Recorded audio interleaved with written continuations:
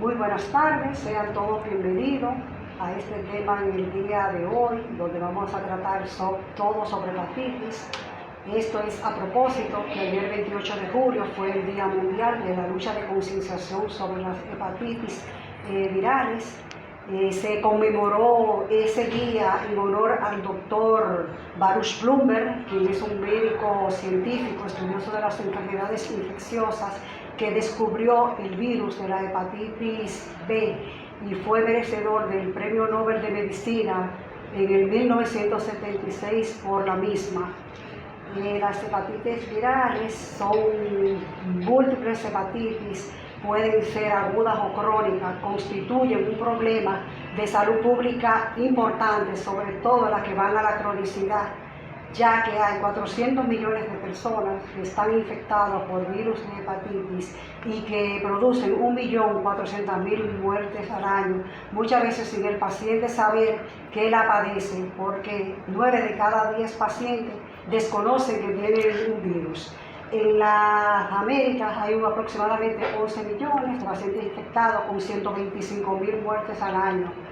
Esta es una mortalidad mayor que la que se produce por el virus del HIV, por tuberculosis y paludismo. Es más frecuente las enfermedades virales hepáticas, más frecuente que el virus del papiloma humano y el HIV. Por la magnitud de este problema, la Organización Mundial de la Salud creó esta campaña con la finalidad de disminuir un 90% las infecciones de las hepatitis virales y la muerte en un 65% hacia el 2030.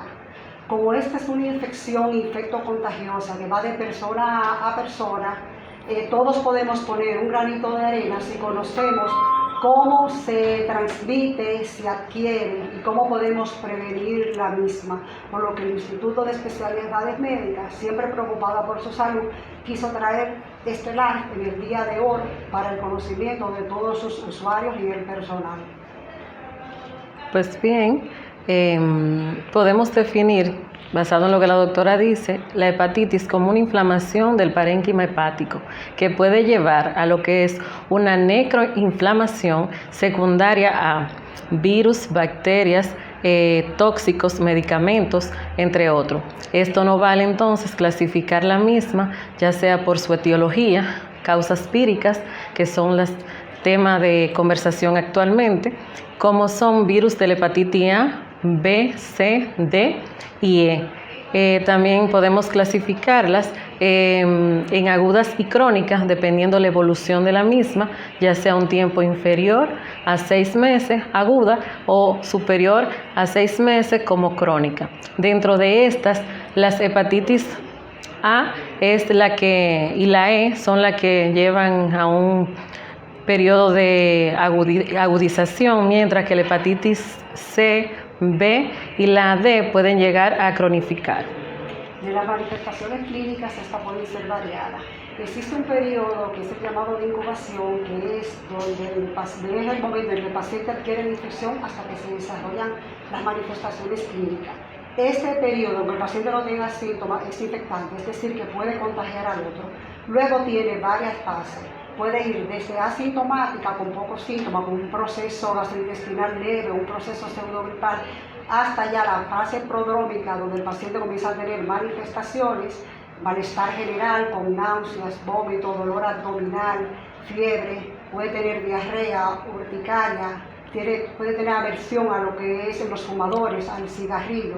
Y luego viene la fase que es ictérica, donde comienzan a aparecer el color a nivel de la piel y las escleras sublingual. No todas las hepatitis virales producen ictericia, solamente en un 40%. Entonces hay otra fase que es el anictérico, que pasa a subclínica, y luego viene la fase de lo que es la recuperación, que ocurre generalmente de las 4 a 8 semanas. En este periodo de la recuperación hay algunos tipos de hepatitis que producen exacerbación de los síntomas para luego el paciente recuperarse. Hay otro tipo de manifestaciones que son extrahepáticas. Hay hepatitis que pueden producir glomerulonefritis membranoproliferativa, enfermedad del suero, acrodermatitis papular o poliarteritis nudosa, sobre todo en la B, donde manifiesta. A veces la hepatitis es silenciosa y puede evolucionar a problemas de tipo crónico.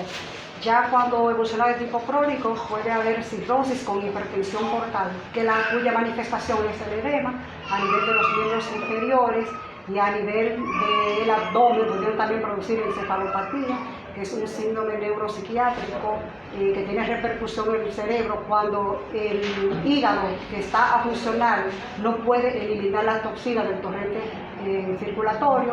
Esta toxina va al cerebro y el paciente puede tener manifestaciones desde somnolencia, cambio el patrón del sueño, asterisis, puede caer en un coma hepático. La manifestación más temible de la hepatitis aguda es la hepatitis fulminante, que es una necrosis masiva del hígado, un paciente que no tenía ningún antecedente de enfermedad hepática.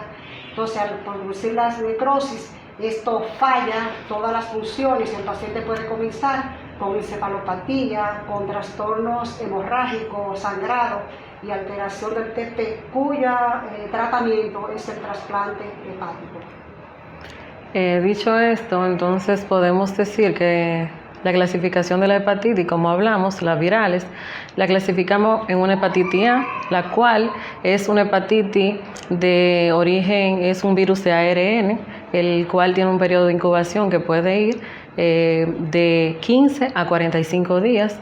La misma puede ser transmitida de la manera fecal oral, o sea, por secreciones ya sea de las heces, ya sea aguas contaminadas, comidas contaminadas, donde los pacientes pueden adquirir la enfermedad en lo que son asilos, guarderías, cárceles. También las transmisiones de persona a persona, porque se ha visto que el virus puede estar presente en las heces de sobre todo los niños hasta 10 semanas después de iniciados los síntomas. Entonces hay que tener en cuenta que este virus, las manifestaciones clínicas, como bien decía la doctora en un principio, son similares para todos los virus. Este puede pasar como un proceso asintomático, un proceso pseudogripal, una gastroenteritis, o puede pasar como un proceso ya con ictericia. La misma tiene una resolución espontánea casi siempre. Los casos de hepatitis A, normalmente en un periodo ya de 6 meses, ya el paciente no tiene ninguna otra complicación porque es una infección aguda. Sin embargo, tenemos que tener en cuenta que el diagnóstico de la misma se debe hacer con los anticuerpos, que es la reacción que hace el cuerpo ante la agresión de un virus, que en el caso de la hepatitis A son la inmunoglobulina IgM e IgG. La IgM no habla de una infección aguda, la IgG ya de una infección pasada, y siempre va a estar de memoria porque este virus crea ya una inmunidad para siempre. La hepatitis B es producida por el virus de la hepatitis B, es un virus un hepatnavirus DNA, puede producir enfermedades agudas y crónicas, como la manifestación de las enfermedades agudas, como dijimos anteriormente, puede ser variable. Las enfermedades virales agudas, el tratamiento es sintomático, no están aprobados los antivirales. Va a depender de cuándo adquiramos la infección, ya que cuando la infección se adquiere antes del primer año de vida, en la edad neonatal, esto puede ir a la cronicidad en un 90%. Cuando la persona adquiere una enfermedad después del primer año y antes de los 6 años, va un 30-50% a la cronicidad. Y cuando la adquiere ya en la edad adulta, solamente un 5% de los casos van a la cronicidad. Este virus, no todos los pacientes que tienen una enfermedad viral crónica o hepatitis B ameritan tratamiento. Existen criterios para uno decir que ese paciente debe ser tratado, porque a veces puede ser un portador asintomático o estar inactivo. Pero si tenemos un paciente con una cirrosis que esté compensada, que tenga una hepatitis crónica activa, que tenga niveles elevados de ALT y de la carga viral, son pacientes que califican al tratamiento. pero eso no quiere decir que un paciente que en un momento dado no califique para tratamiento, en la evolución del problema, como es crónico, puede calificar. Entonces hay que estar evaluando a estos pacientes cada cierto tiempo para ver si una enfermedad que está portador o inactiva puede activarse. Para hacer el diagnóstico, esto se hace generalmente por las manifestaciones clínicas, que digo generalmente son indistinguibles en una y otra hepatitis, y también los datos de laboratorio.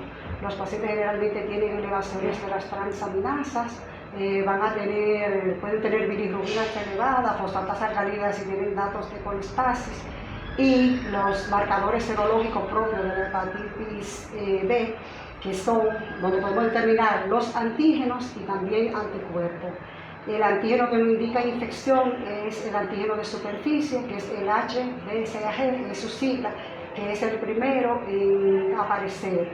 También tenemos el antígeno E, que indica infectividad, y es cuando hay replicación viral activa. Y tenemos el anticuerpo core, IgM, IgG. IgM, cuando tenemos el IgM, es una infección viral aguda. Cuando tenemos la IgG, puede ser una infección que haya sido pasada o que sea crónica. Cuando la vacuna de la hepatitis B, tenemos una vacuna que confiere inmunidad, que es eficaz, que es segura, que se pone en 3 dosis, este virus vivo atenuado y concierne una inmunidad en un 98 a 100% de los casos. Esta se transmite por funciones de instrumento punzocortante contaminado con el virus de la hepatitis, también por relación sexual, sobre todo en varones que son homosexuales, los usuarios que comparten agujas en inyecciones, y también puede ser nasal, también puede por vertical, que es una forma de transmisión frecuente, ya que el virus de la hepatitis B se encuentra en la saliva, en la leche materna, se encuentra en la secreción, en el semen, y también en las secreciones vaginales y el líquido amniótico. Cuando tenemos un paciente, una mujer embarazada que tiene un virus B positivo, la mayoría de los pacientes que nos llegan son pacientes que van a ser sometidos a algún procedimiento diagnóstico, que saben con los virus sin tener ninguna manifestación, o mujeres embarazadas, algunos van a ser sometidos a cirugía.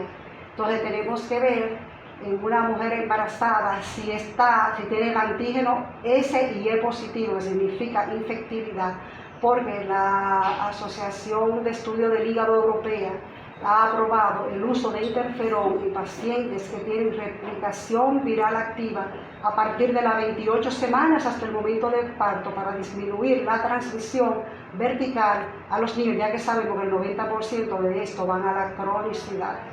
¿Cómo podemos evitar entonces esta enfermedad hepática viral?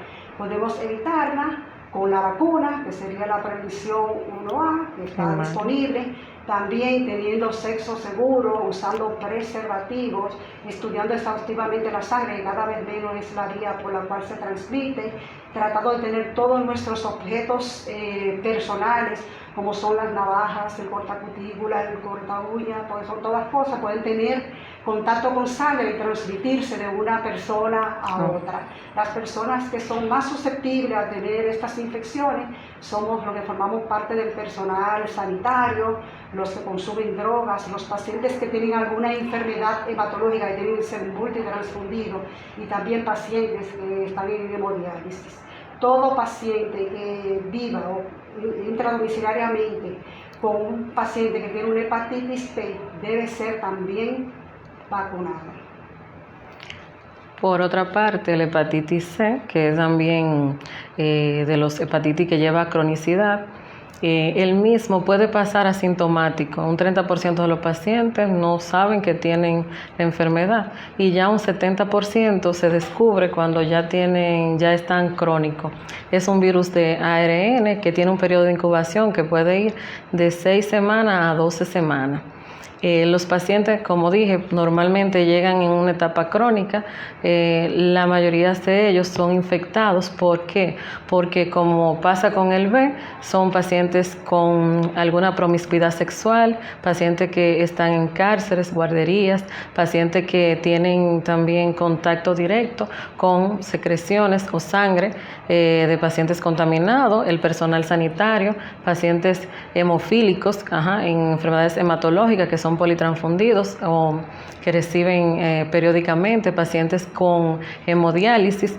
Actualmente realmente esto ha disminuido debido al tema de la prevención, de los estudiados de los hemoderivados, pero podemos decir también que la hepatitis C es más cuestión de concientizar la población, de hacer screening, tamizaje, porque como pasa sintomático, ya cuando hay una fase ictérica, ya normalmente hay pacientes que llegan, que tienen ya más de 6 meses que han adquirido la enfermedad.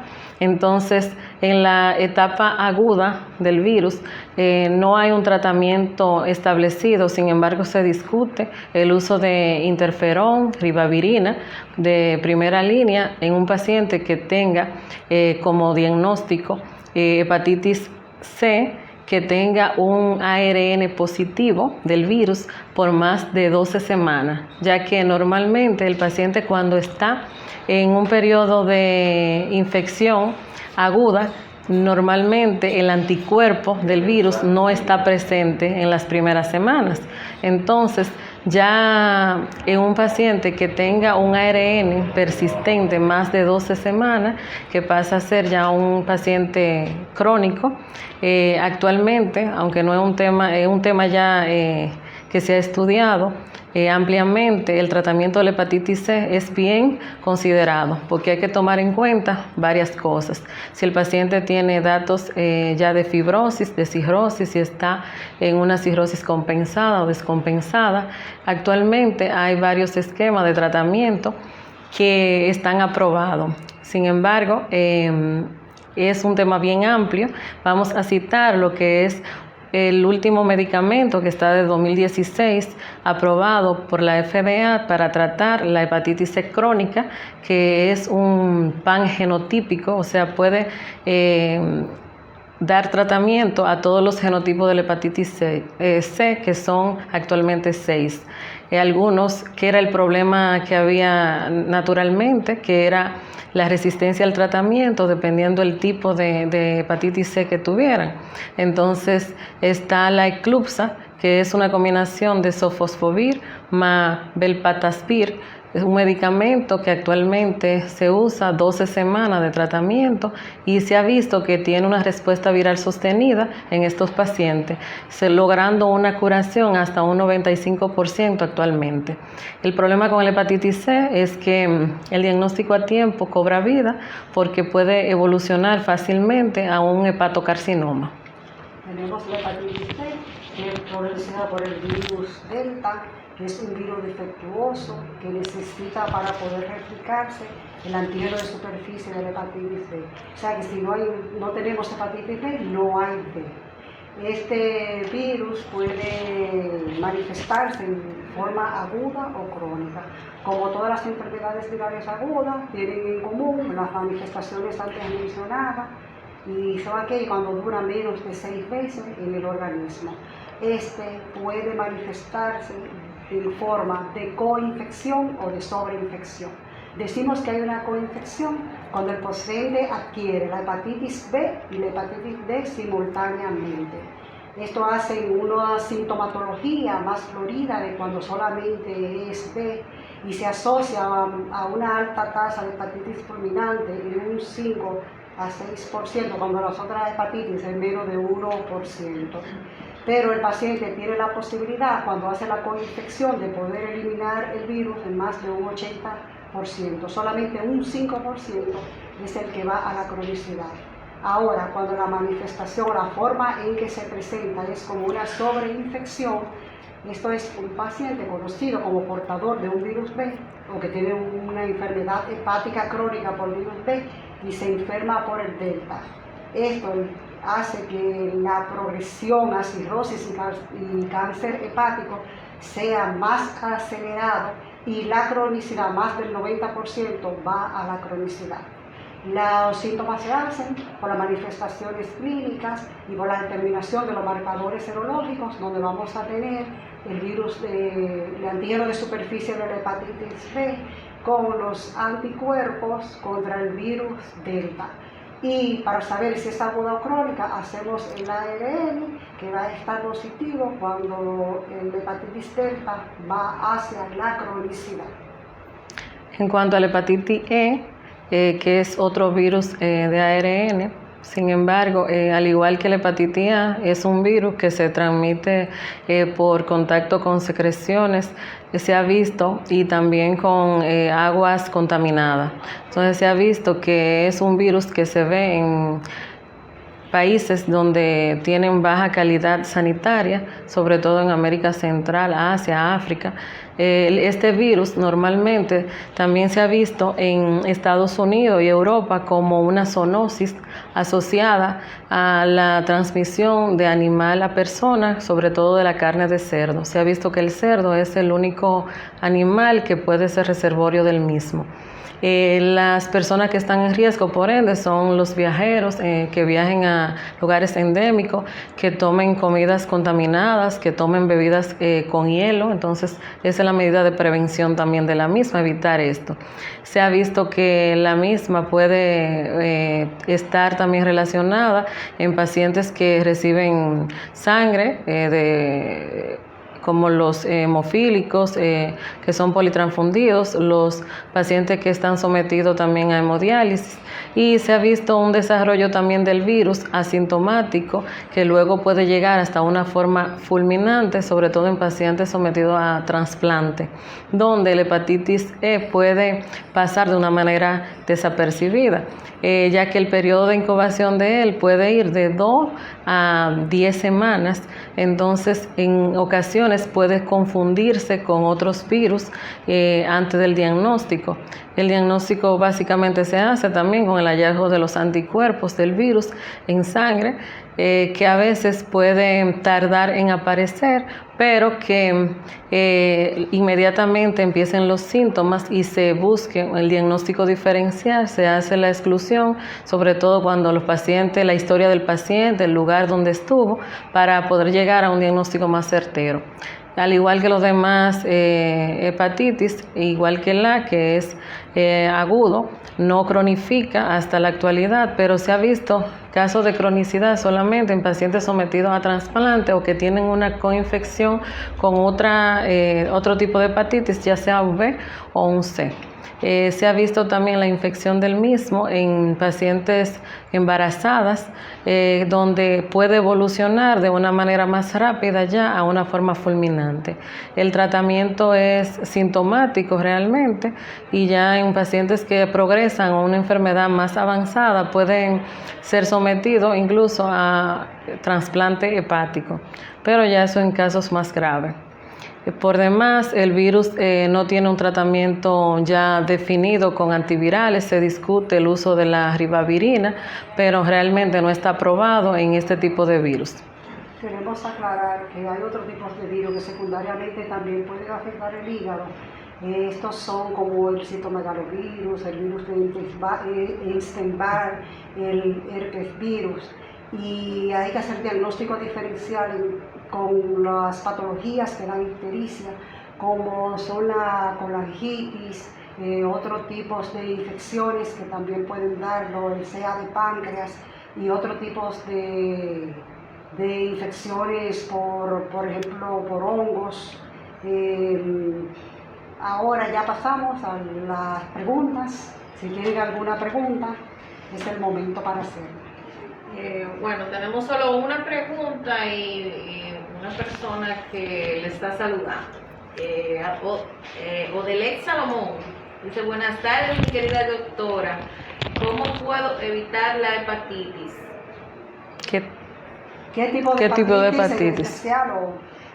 Me imagino en general. Bueno, de manera general, las hepatitis se evitan usando las medidas de higiene adecuadas, sobre todo evitando el contacto directo, ¿verdad?, con pacientes ya contaminados, en pacientes ya en cuanto a las relaciones sexuales, usando el uso de preservativos, también evitando lo que son la promiscuidad sexual, también el uso de, aunque en tatuajes, las punciones son menos frecuente la infección, pero hay un % que se puede infectar por esta vía. Entonces, igual que lo que van a los sitios de manicure, pedicure, también hay que llevar sus utensilios personales para el lavado correcto también de ellos, sobre todo, y no prestar ninguno de ellos. Entonces, el hepatitis es un tema sobre todo de una higiene personal, ¿verdad?, y un cuidado adecuado de su salud.